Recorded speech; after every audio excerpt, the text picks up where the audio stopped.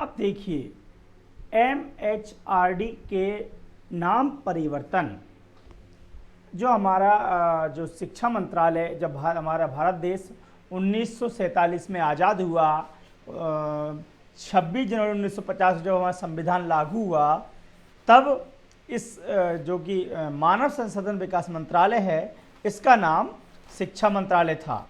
लेकिन जो 1986 की नेशनल एजुकेशन पॉलिसी आई, तब इसका नाम बदलकर मानव संसाधन विकास मंत्रालय कर दिया था। लेकिन जो हमारी नई शिक्षा नीति आई है 2020, उसमें फिर से मानव संसाधन विकास मंत्रालय का नाम बदलकर शिक्षा मंत्रालय रख दिया गया है।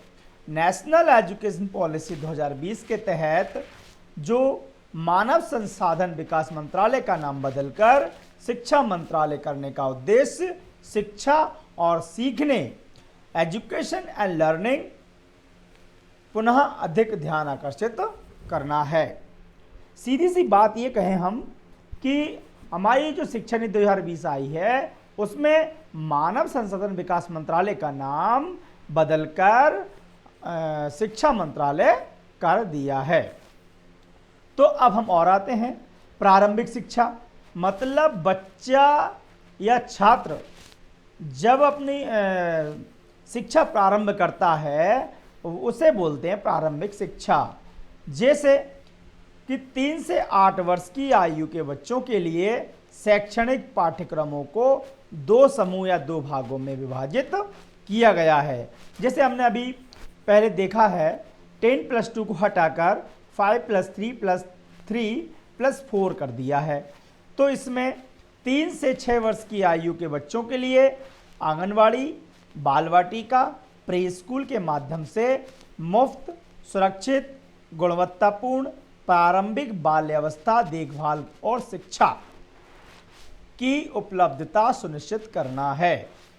और 6 से 8 वर्ष तक के बच्चों को प्राथमिक विद्यालय में कक्षा 1 और 2 में शिक्षा प्रदान की जाएगी।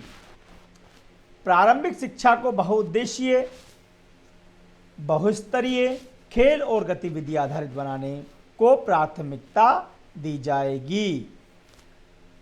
ECCE से जुड़ी योजनाओं का निर्माण, क्रियान्वयन केंद्रीय मानव संसाधन विकास मंत्रालय एवं महिला एवं बाल विकास मंत्रालय, स्वास्थ्य एवं परिवार कल्याण मंत्रालय, जनजातीय कार्य मंत्रालय के साझा सहयोग से किया जाएगा।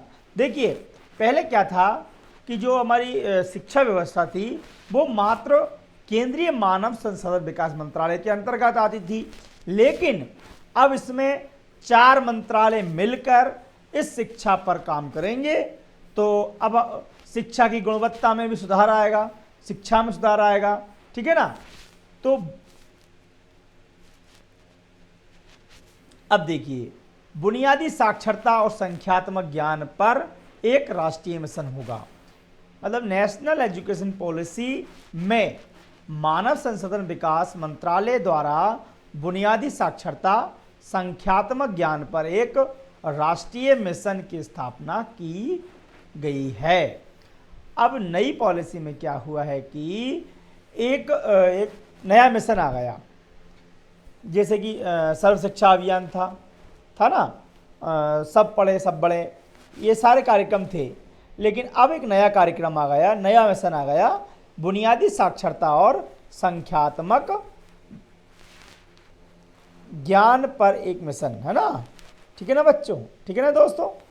राज्य सरकारों द्वारा वर्ष 2025 तक प्राथमिक विद्यालयों में कक्षा 3 तक के सभी बच्चों को बुनियादी साक्षरता और संख्यात्मक ज्ञान प्राप्त करने हेतु इस मिशन के क्रियान्वयन की योजना तैयार की जाएगी।